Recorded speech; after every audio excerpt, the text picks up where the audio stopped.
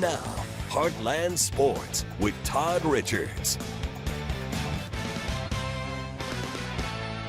Hi again, everyone. The Cape Catfish just 2 wins away from the Prospect League Championship.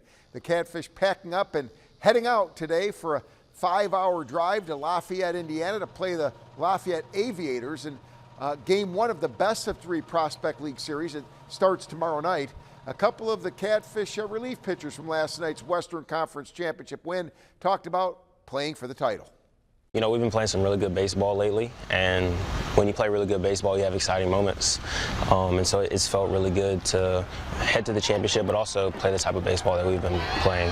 It's my second year here, and we didn't have this opportunity last year, and it's exciting. It's something we want to do, bring back for the town, and just kind of give back to what they've given us for the past 2 years. The Catfish and Aviators will throw out the first pitch at 6 tomorrow night in Lafayette. That's 6 o'clock Cape time. By the way, Cape has home field, and the Catfish will host a Thursday game, and if necessary, a Friday game at Kappaha Field. Start time 6:35. Play continuing the Babe Ruth World Series and Colt World Series today. I'll update those tonight at 10. Meanwhile, the SEMO Showdown 5.0 Plus Pickleball Tournament provided some outstanding play yesterday at Freedom Fitness in Jackson.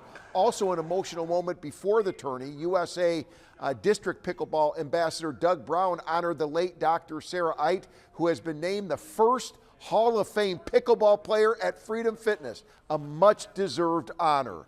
Sarah would certainly appreciate the great play on the court as well, including the local team of Eli Stein and Jonathan Moore.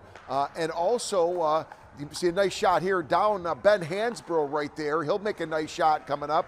The Poplar Bluff basketball great part of the field yesterday as well. The winning team was Wesley Miller and Jaden Wing from St. Louis. Freedom Fitness will host an all-skills level tourney the weekend of October 17th.